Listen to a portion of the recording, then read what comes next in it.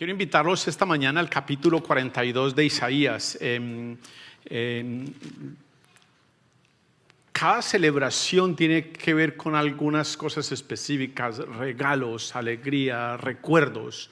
Y una de las intenciones de Dios más marcadas a través de la historia es sus regalos para nosotros, es su deseo de que nosotros entendamos su generosidad, su provisión, su compasión. Y tal vez uno de los regalos más impresionantes para mi vida de Dios hacia nosotros es que Él nunca nos desampara, nunca nos defrauda, siempre nos acompaña, siempre provee para nosotros. Y yo he puesto como título esta mañana al sermón el doble propósito para los testigos, el doble propósito que Dios tiene hacia nosotros. ¿Cuál es la intención de Él hacia nosotros? Alguna vez mencionaba que mi papá en la carne, don Pedro, me abandonó. No porque me haya abandonado en vida, sino porque se murió. Ya no cuento con él. Ya no puedo contarle muchas cosas que quisiera contarles de mis hijos. Una de las cosas que yo más extraño es poder hablar con mi papá. Poder tener lo que algunos de ustedes los oigo con mucha envidia. Cuando ustedes dicen, hablé con mi viejo esta tarde. Para mí eso produce una necesidad profunda. Pero Dios no me ha abandonado. Dios sigue interesado en nosotros. Y uno de los regalos más profundos que Él nos ha dado, más serios, más distintivos de Dios hacia nosotros, que vale la pena que nosotros mencionemos en esta celebración, es que Él provee para nosotros no solo un llamado, pero además un llamado con un doble propósito. Quiero que me acompañen a leer en Isaías capítulo 42. En el versículo 20 al 25. Mire lo que dice la escritura. Isaías capítulo 42, versículos 20 al 25. Dice: tú has visto muchas cosas, pero no las has captado. Tienes abiertos los ojos, pero no oyes nada. Le agradó al Señor, por amor a su justicia, hacer su ley grande y gloriosa. Pero este es un pueblo, dice la escritura, saqueado y despojado, todos atrapados en cuevas o encerrados en cárceles, son saqueados y nadie los libra, son despreciados y nadie los reclama. ¿Quién de ustedes escuchará esto y prestará atención en el futuro? ¿Quién entregó a Jacob para el despojo, a Israel para el saqueo? ¿No es acaso el Señor a quien su pueblo ofendió? No siguió sus caminos ni obedeció su ley. Por eso el Señor derramó sobre él su ardiente ira y el furor de la guerra lo envolvió en llamas, pero no comprendió. Lo consumió, pero no lo tomó en serio. Y quise leer este pasaje y usarlo porque es lo que mejor describe las dos intenciones. Dios en su empeño hacia nosotros de ayudarnos, de acompañarnos, de atraernos, usando todas las herramientas y los recursos que Él tiene a su disposición. Y nosotros en nuestra condición, casi que en una condición de desprecio. Yo quisiera decir de un desprecio involuntario, pero tengo que afirmar que en muchas cosas es voluntario. Así que lo primero que Dios intenta hacer con nosotros es que ustedes y yo recuperemos confianza en Él. Que abandonemos nuestra confianza en nosotros mismos y que recuperemos confianza en Él. Y eso es un asunto bien complicado. Ustedes y yo tenemos mucha confianza en nosotros porque ustedes y yo nos estamos viendo, tenemos fuerza, tenemos profesiones, tenemos experiencia y todos esos elementos que ustedes y yo tenemos producen en nosotros cierto grado de confianza y un profundo grado de desconfianza, escúchenme lo que voy a decir, en Dios. Entonces para nosotros casi que las cosas que tenemos, pues simplemente yo las he ganado, yo he trabajado por ellas, yo he estudiado para ello. Y parece que Dios saliera del escenario. Parece que Dios no fuera el protagonista oficial de nuestras vidas. Y Dios, calladamente, sigue siendo el protagonista, sigue proveyendo para cada uno de nosotros. Él es el que nos ha dado la inteligencia para hacer lo que usted es. Él es el que le ha dado a usted y nos ha dado a nosotros la fuerza para hacer lo que somos. Él es el que provee el aire cada día para que usted y yo nos levantemos y trabajemos en lo que trabajamos. Él es nuestro proveedor y sustentador. Así que Él calladamente se mantiene proveyendo para nosotros, para Él restaurar en nosotros, recuperar en nosotros la confianza hacia Él. En el ejercicio que usted y yo hacemos de reconocer a Dios en nuestras vidas, es donde usted y yo incrementamos y restauramos nuestra confianza en Él. En la medida en que usted, en el porcentaje de tiempo que usted invierta para reconocer la presencia de Dios en su vida, en la provisión que Él ha dado para usted, por ejemplo, yo no sé si usted ha hecho este ejercicio, a veces no sé si muy ocioso o qué, pero yo, la ropa misma que tengo puesta, a no ser que Dios hubiera dado sabiduría a otras personas, yo no estaría vestido como estoy vestido. Es que Dios le dio a unas personas la intención, la disciplina, los recursos para investigar, ver cómo se hace una tela, luego de ver cómo se hace una tela hacer un modelo, y luego de hacer un modelo hacer diseños, y luego establecer colores, y todo este proceso de sabiduría a través de la historia, hoy yo lo estoy disfrutando. Parece como un poquito sin sentido esa reflexión, pero ¿qué tal el desayuno esta mañana suyo? ¿Quién sembró el que hizo las papas, si es que usted comió papas esta mañana, o quién creó las gallinas que produjeron el huevo que usted fritó esta mañana, y quién lo trajo hasta su mesa, y quién produjo los vegetales que usted se comió, las frutas que usted se comió? ¿Quién a través de este proceso ha logrado que usted y yo disfrutemos lo que tenemos? En la medida en que yo vea a Dios en ese proceso, para mí se va a restaurar la confianza en Él. Yo no voy a ver mi vida como el centro del esfuerzo, sino a Dios como el proveedor para mi vida. Y dice en uno de los pasajes que leíamos hace unas semanas atrás: ustedes son mis testigos, ustedes han visto, ustedes son testigos de lo que yo soy, de lo que yo he hecho. Dice, ustedes son mis testigos, afirma el Señor, son mis siervos escogidos, para que me conozcan y crean. Entiendan que yo soy. Antes de mí no hubo ningún otro Dios, ni habrá ninguno después de mí. Y la pregunta para mí fue: ¿qué califica un testigo? ¿Qué tiene que tener un testigo para ser llamado testigo? Ser consciente, haber visto por lo menos los hechos. Un testigo es muy importante que haya visto los hechos. Entonces es llamado como testigo. Así que cuando Dios nos llama a nosotros testigos, Dios sabe que usted y yo hemos visto los hechos de Él, lo que Él ha hecho.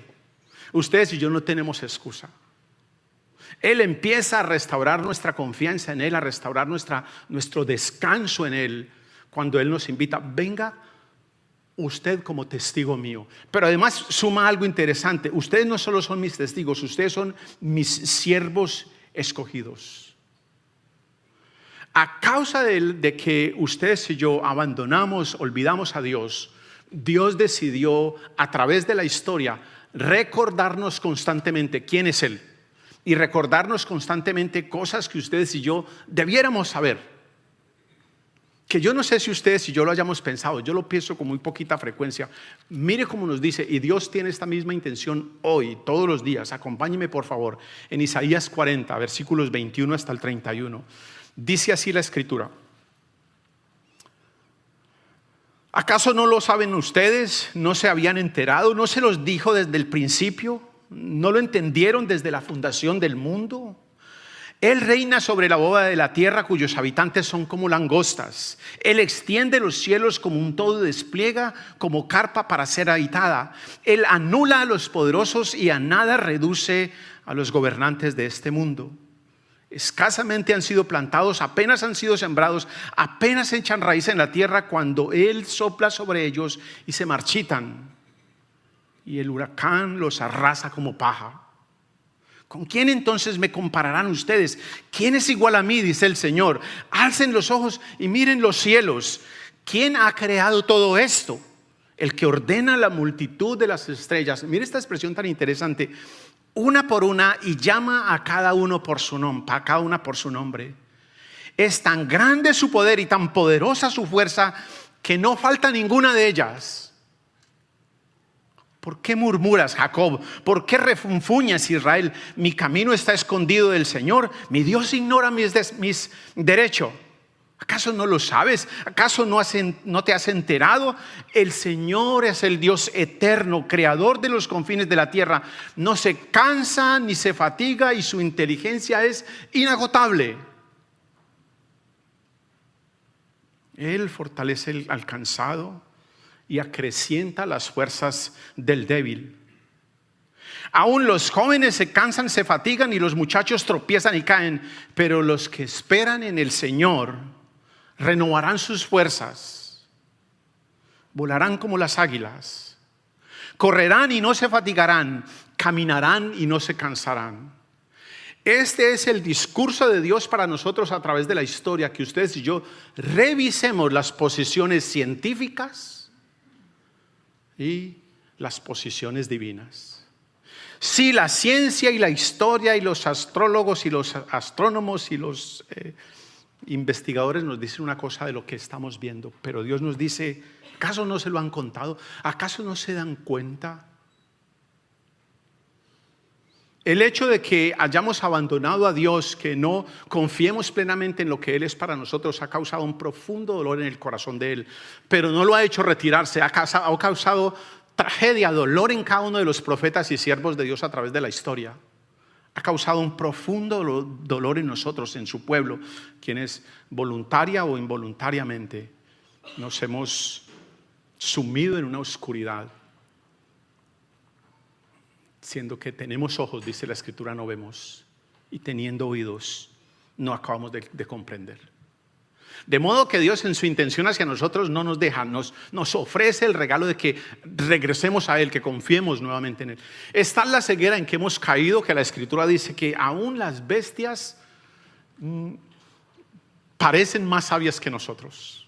Mire lo que dice el mismo profeta. Acompáñeme por favor en Isaías capítulo 1. Y en varias veces el profeta menciona algo parecido. Isaías capítulo 1, versículos 2 hasta el 5 dice: oigan cielos, escuche tierra, así dice el Señor. Yo crié hijos hasta hacerlos hombres, pero ellos se rebelaron contra mí. Y esta es una comparación que puede que no nos guste, pero es verdad. El buey conoce a su dueño y el asno al pesebre de su amo, pero mi pueblo no conoce, mi pueblo no entiende. Dijimos hasta el versículo 5. Ay, nación pecadora, pueblo cargado de culpa, generación de malhechores, hijos corruptos, han abandonado al Señor, han despreciado al Santo de Israel, se han vuelto atrás. ¿Para qué recibir más golpes? ¿Para qué insistir en la rebelión? Toda su cabeza está herida, todo su corazón está enfermo. Piensen ustedes en esa condición nuestra y en Dios que no nos ha abandonado. Dios tiene todo el derecho para habernos abandonado. Dios, que produce para nosotros el oxígeno, podía haber cerrado la llave, pero sigue dándonos. Dios, que controla y nos provee de fuerza, podría haber terminado con nuestra fuerza, pero sigue cuidándonos. No obstante, a pesar de todo esto, Dios interviene por nosotros y dice en el versículo que leíamos: para que me conozcan, para que crean, para que entiendan. Dios ha tomado la decisión de buscarnos, no nos ha dejado al abandono. Ustedes y yo lo digo por mis propias relaciones, yo no estaría dispuesto a soportar un pueblo como el que describe la Escritura. Y este es uno de los profetas, porque todos los profetas hacen lo mismo. Describen a nosotros, los humanos, con este tipo de corazón. Yo lo digo por mí, en mis relaciones yo tolero mucho más poquito que eso para sacar de Facebook o de WhatsApp a algunos de mis amigos. A veces mi tolerancia se reduce a casi nada. Pero Dios no, Dios sigue buscándonos generación tras generación. Mire lo que dice en Génesis, desde el mismo inicio, hace una promesa de la que ustedes y yo ahora estamos disfrutando y la que debiera producir hoy en esta celebración, en este aniversario, profunda confianza para lo que viene. Acompáñenme por favor, Génesis 17, versículos 1 hasta el 7, dice: cuando Abraham tenía 99 años, participé hace unos días atrás del entierro de un querido amigo, una persona que algunos de ustedes conocen, 89 años, y estuve visitándolo unas semanas antes de su muerte. Ya no hay nada que hacer por el viejo. Eran los comentarios incluso de sus propios hijos. Pero resulta que Dios ve a un hombre de 99 años y tiene esperanza en él. Cuando Abraham tenía 99 años, el Señor se le apareció y le dijo: yo soy el Dios Todopoderoso, vive en mi presencia y sé intachable, así como firmaré mi pacto contigo y multiplicaré tu descendencia en gran manera. Al oír que Dios le hablaba, Abraham cayó rostro en tierra y Dios continuó: este es el pacto que estableceré contigo, tú serás el padre de una multitud de naciones, ya no te llamarás Abraham, sino que de ahora en adelante tu nombre será Abraham, porque te he confirmado como padre de una multitud de naciones. Te haré tan fecundo que de ti saldrán reyes y naciones. Estableceré mi pacto contigo y con tu descendencia como pacto perpetuo por todas las generaciones. Yo seré tu Dios y el Dios de tus descendientes. Y sigue leyendo y sigue haciendo promesas a través de todo el capítulo acerca de su compromiso con nosotros. Para hoy, ustedes y yo estamos haciendo esta celebración porque un día Dios le hizo una promesa a un hombre que en la calificación de algunos de nosotros, ¿qué puede valer entonces? Si los propios hijos de este amigo mío y hermano de fe decían: ya no hay nada que hacer, el viejo es así. Cuando todos los demás han perdido la esperanza en nosotros, Dios decide mirarnos y decirnos: yo confío en ti, tú eres parte de mi pueblo, voy a caminar contigo, voy a seguir transformando tu corazón, voy a seguir usándote en las generaciones que vienen. Por la compasión de Dios hay un nuevo amanecer para nosotros, hay una nueva convocatoria a nosotros como pueblo. No se trata de lo que usted haya dejado de hacer o esté haciendo, sino de la compasión de Él por nosotros. Y nos invita a que ustedes y yo seamos reincorporados como sus testigos, como testigos de Él, como siervos de Él, para llevarnos de regreso a Él. La intención de Él es que ustedes y yo regresemos a Él, que volvamos a Él. Y en esa función, siendo cuando Él nos invita, es donde su confianza y la mía en Él es restaurada. Cuando Él vuelve y nos dice: venga otra vez, vuelve y nos perdona, vuelve y nos restaura, vuelve y nos tolera, es cuando empieza su confianza en mí a recuperar, a coger fuerza, a restaurarse, para reconocerlo a Él, para entenderlo a Él, para poner mi confianza en Él, para entender quién es Él. Ser testigos de lo que hemos visto y oído tiene una función muy poderosa en las personas que oyen, pero sobre todo y especialmente, yo quiero que acá no nos equivoquemos en quienes hablamos. En verdad, el poder transformador no está tanto en el que va a oír, pero en el que está hablando. El que está hablando de asuntos que él ha visto y oído. Cuando sus labios son abiertos para hablar de lo que Dios ha hecho en su vida, no es otra cosa que la convicción que su corazón tiene, la transformación que su corazón tiene. Ahora usted es el que está convencido, y por usted estar convencido, usted empieza a dar testimonio de eso que usted ha visto y oído, de eso que usted le han contado, de eso que usted al levantar los ojos dice: levanten los ojos, miren quién creó todo esto. Es en esa función de ser testigo donde usted se aproxima, donde su corazón se restaura, donde usted reconoce a Dios, donde usted confía en Él. La tarea de hablar a los demás de los hechos, del carácter, de la compasión de Dios, del plan de Dios, refuerza en nosotros nuestra confianza en Él, refuerzan los testigos en quienes hemos visto nuestra confianza en Él. Nos da fuerza nueva, nos da ánimo nuevo, independiente de nuestra seguridad, incluso a costa de nuestras propias vidas, independiente de nuestra comodidad. No saben ustedes cuántas personas hemos invitado, porque hemos visto el trabajo de Dios en sus vidas, a que nos cuenten lo que pasó en sus vidas. Venga, cuénteselo a la congregación. Pero tienen mucho miedo porque eso es incómodo. Cuando usted se convence de lo que Dios ha hecho en su vida, a usted no le va a importar incluso ni su seguridad. Yo no sé si recuerdan ustedes el testimonio de los apóstoles que dice: mire, los amenazan de muerte. Y les dice: miren, nosotros no podemos callar lo que hemos visto y oído. Yo no sé si ustedes han visto casos recientes de testigos que son amenazados por delincuentes poderosos, pero que toman la decisión de ir delante del juez y dar testimonio de lo que han visto y oído. En verdad, en la medida que usted es convencido, en verdad, en la medida en que su corazón reconoce la presencia de Dios, usted va a estar dispuesto a sacrificar hasta su vida, su comodidad, sus intereses, con tal de que otros se enteren de lo que usted ha visto y oído en su vida. Su confianza en Él se va a recuperar, su confianza en Él, su determinación de quién es Él y quién es usted, se va a recuperar. Y ese para mí es el regalo más poderoso que Dios tiene. Dios no nos ha abandonado. Ustedes y yo seguimos siendo el objetivo de Dios. Y Él está recuperando en nosotros, en nuestro propio corazón, nuestra confianza en Él. Él no nos ha dejado. Y créanme, cuando Dios no deja a Jamid, todos ustedes tienen esperanza.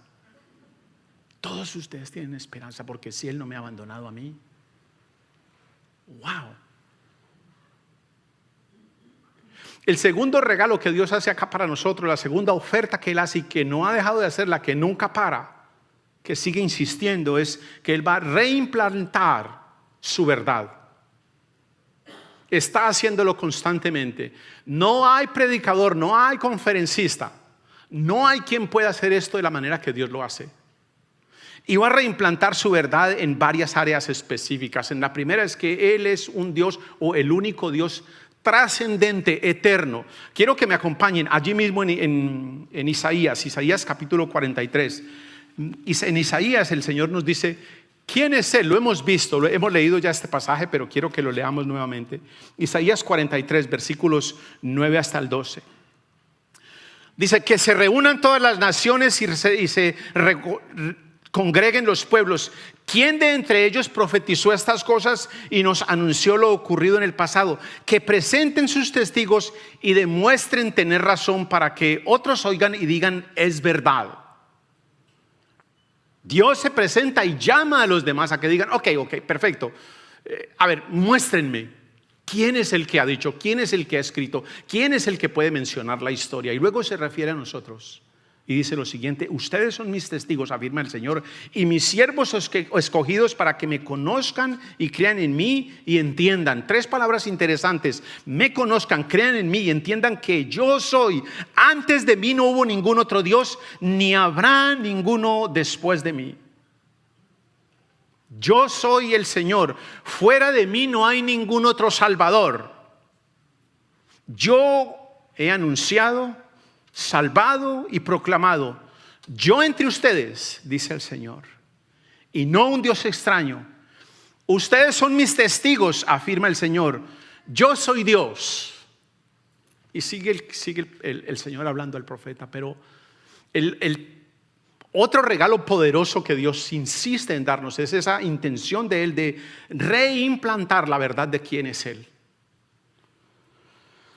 No es solo que no haya otro Dios, no es solo que no haya otra deidad, sino que solo Dios es Dios. La expresión "antes de mí no fue formado otro Dios" era una especie de ironía. El profeta estaba hablando a estas naciones que construían dioses cada semana. Cada semana fabricaban un ídolo nuevo, y a veces en medio de la semana también. Cuando el escultor estaba medio desocupado, le decían: hágame otro. Es lo que nos dice la Escritura. Iban y cortaban un tronco y cogían la mitad para cocer el pan, la otra mitad para hacer otras cosas y alguna mitad para hacer un ídolo. Y les dice el Señor: ¿y ustedes creen que eso es un Dios? Así que es una ironía cuando Él les dice: antes de mí no se formó ningún otro Dios. Era una ironía para estas culturas donde los ídolos se fabricaban a diario, se vendían en la esquina. Recuerdan que ese fue uno de los grandes conflictos en un episodio del libro de los Hechos, porque los vendedores de estatuillas se les estaba dañando el negocio. Así que Dios les dice: no hay otro.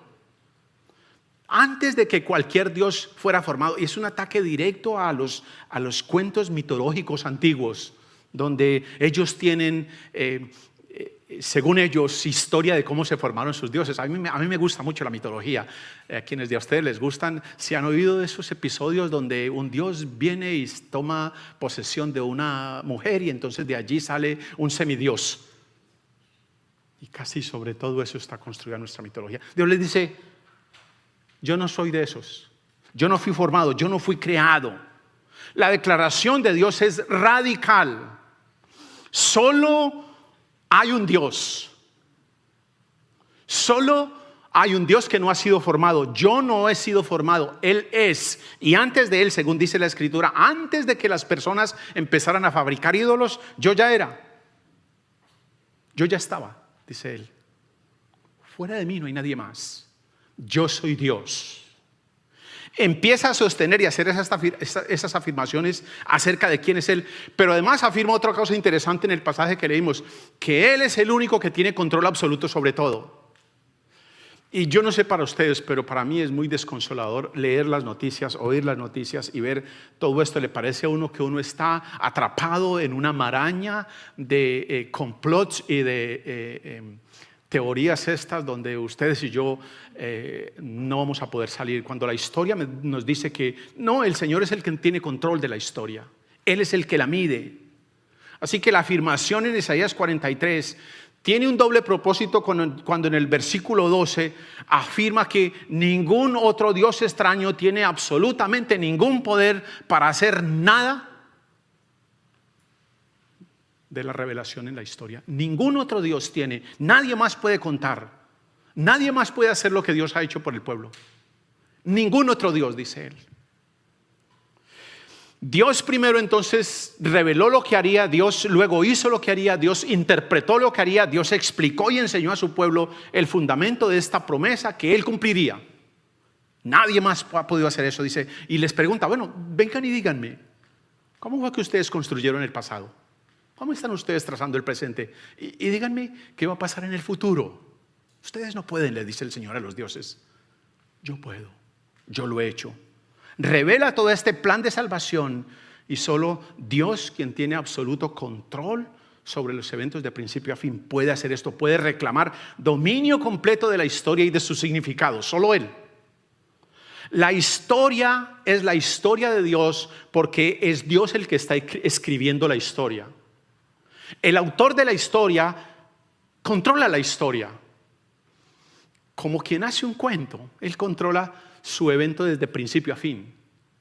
El autor de la historia, Dios, según leemos en la Escritura, ha escrito para nosotros cada uno de los días. ¿Sabe cómo lo dice un salmista? Un salmista lo dice, que es un salmo que yo recomiendo a la mayoría de personas que lo lean, y se los voy a recomendar a ustedes. Salmo 139. Son 24 versículos que usted lo lee en un abrir y cerrar de ojos, pero una vez usted lo lea en oración detenidamente, su vida no va a ser igual. Salmo 139. Y en uno de los versículos dice algo interesante. Dice el salmista, en tu libro estaban escritas todos los días de mi vida. Y afirma algo más interesante. Estaban escritos todos sin faltar ninguno de ellos.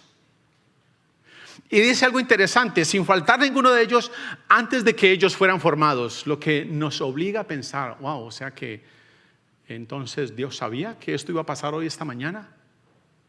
Bueno, voy a ponerlo en otra posición un poquito más complicada. No, Dios no sabía, Dios lo escribió, según lo que dice la Escritura. Pero no es el único pasaje donde el Señor nos dice que Él es el que tiene control soberano de la historia. Algunos van un poquito más allá y dicen, entonces somos títeres en la historia. Yo le dejo esa expresión para ellos. Por el momento yo estoy feliz que yo no sea el relator de mi misma historia, que yo no sea el que controla mi misma historia, porque habría sido un desastre. Entonces Dios deja seguridad y afirma acerca de que Él es el único Dios trascendente, afirma de que Él es el único que controla la historia, y luego Dios nos afirma a nosotros que Él es el único Dios salvador. El poder salvador de Dios estaba demostrado por lo que Él ya había hecho. Ahora, quienes estaban pensando en lo que iba a pasar en el futuro, el Señor les dice, no se preocupen, solo Dios. El futuro reside en Dios. Él es el Salvador. Él fue el Salvador en el pasado y va a ser el Salvador en el presente. Solo Dios, cuya justicia echó a los injustos del Edén, puede retraerlos, puede volverlos a traer a Él. No habrá otro Salvador porque no hay otro Dios y punto. Es más o menos la posición de Dios. Esta verdad se aplica al pueblo de Dios y se aplica a todas las naciones. Todos hemos de volvernos a Él, todos hemos de regresar al único Dios que tiene salvación.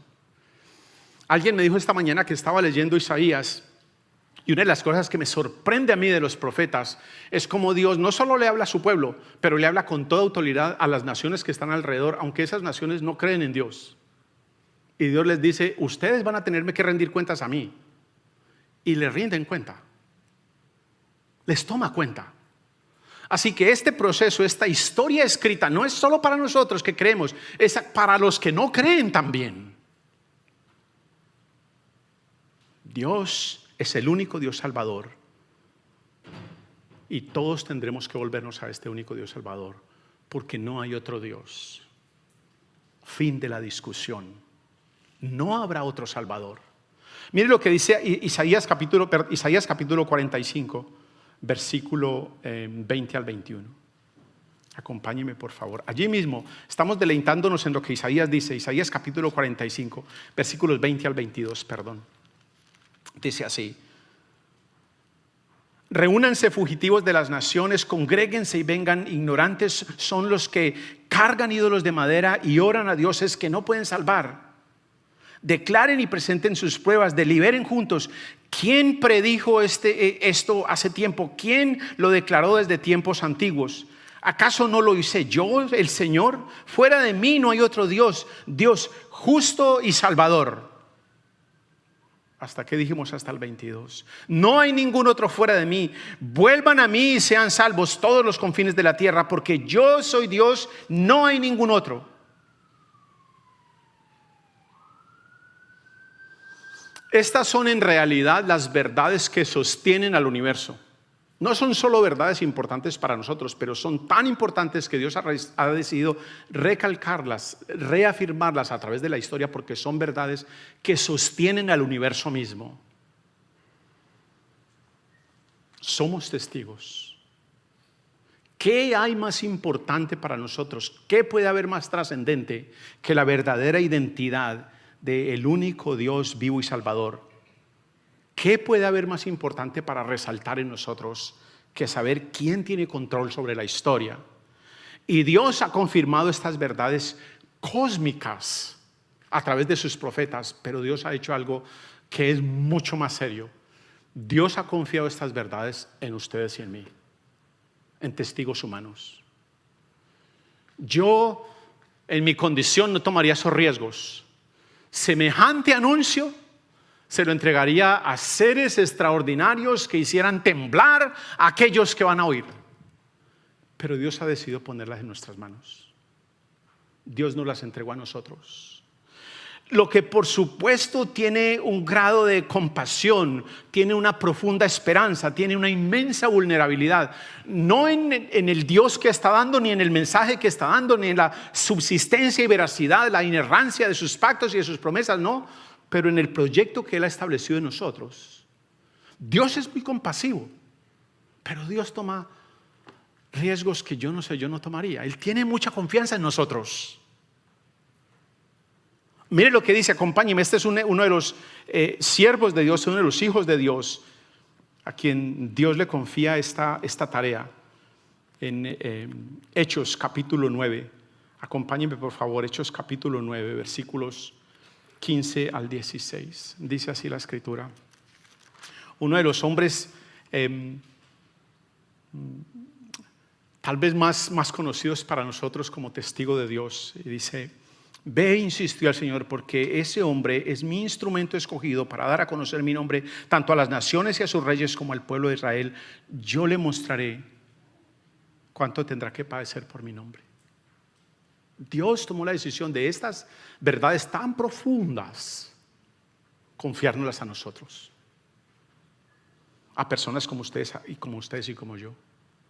Y mire lo que dice en 2 de Corintios, el mismo escritor, capítulo 4, versículos 1 al 2, dice: por esto,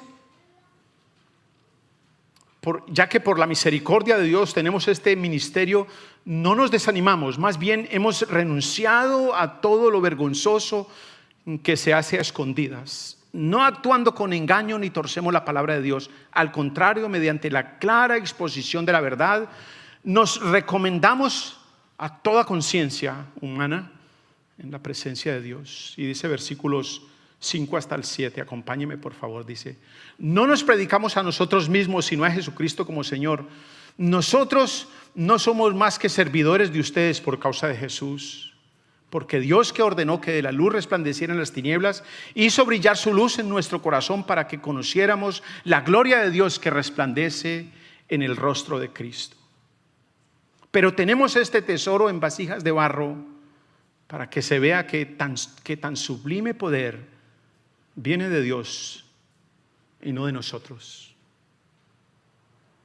Para mí es un honor y un privilegio verme acompañado, invitado, animado por este Dios extraordinario. Solo el poder milagroso, solo el poder vivificante, solo el poder transformador del Espíritu Santo puede dar a tales personas como Hamid, a tales personas como ustedes, a seres humanos, esperanza de un futuro y un llamado renovado a ser sus testigos, a ser plantados en cada generación como siervos de Dios. Solo Él puede hacer eso. Solo Él puede mantener que su mensaje a través de la historia viaje y que usted y yo hoy estemos sentados pensando en otras generaciones, como lo vimos en el video, pensando en que nuestros hijos y los hijos de nuestros hijos abracen las mismas verdades. Créanme lo que les voy a decir, esto no es algo que surge en nuestros corazones, no es el deseo suyo, no es el deseo de nuestro corazón buscar a Dios, es que Él ha decidido por la obra del Espíritu Santo plantar estas verdades en nosotros y que ustedes y yo queramos que estas verdades continúen hacia adelante. Eso fue lo que Dios prometió. Eso fue lo que Dios quiso que pasara. Mire cómo lo dice en Isaías capítulo 42, en el versículo 1, lo leímos hace un momentico. Dice: este es mi siervo a quien sostengo, mi escogido en quien me deleito. Sobre él he puesto mi espíritu y llevará justicia a las naciones. Luego en el mismo Isaías, en el capítulo 44, versículo 3, dice lo siguiente.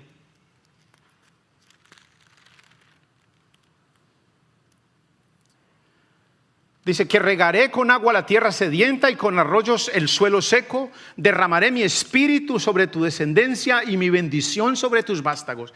Y sigue el profeta hablando de lo que Él ha decidido hacer por nosotros. Solo Él puede hacer eso en nosotros. Y cuando el Espíritu viene, sucedería nada menos que la resurrección, una nueva vida en el conocimiento seguro de quién es Dios. Esto ha hecho Dios a través de la historia. Esto no se quedó en el pasado. Esto no es un mensaje de los profetas antiguos. Este es un hecho que Dios está haciendo hoy aquí en nuestra tierra, hoy en su corazón. Al profeta Ezequiel, Dios le dice algo interesante.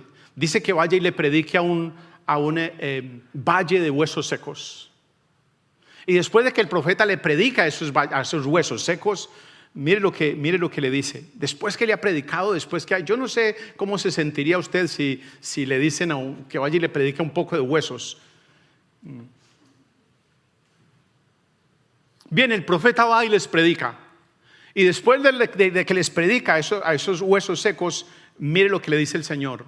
Ezequiel capítulo 37, versículos 11 hasta el 14. Luego me dijo: hijo de hombre, estos huesos son el pueblo mío.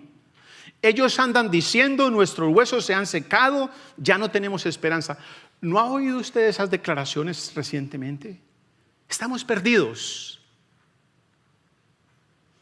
Por eso profetiza y adviérteles que así dice el Señor omnipotente: pueblo mío, abriré tus tumbas y te sacaré de ellas y te haré regresar a la tierra de Israel.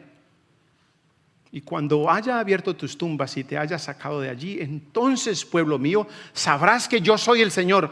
Pondré en ti mi aliento de vida y volverás a vivir, y te estableceré en tu propia tierra. Entonces sabrás que yo soy el Señor. Lo he dicho y lo cumpliré, lo afirma el Señor. Esta es su intención hacia nosotros. No ha aflojado, no ha parado, no va a parar. Ustedes y yo, como pueblo de Dios, hoy en este momento de la historia, podemos hacer planes, como decía esta mañana Guillermo, para los próximos 475 años. Ustedes y yo podemos seguir caminando pensando, no en los próximos meses o en las próximas elecciones. Sigamos caminando en estas verdades para los próximos 500 años. Es lo que ustedes y yo hoy estamos viviendo a causa de que ellos creyeron allá. Ustedes hoy estamos acá, ustedes y yo estamos acá. Así que feliz cumpleaños, feliz aniversario.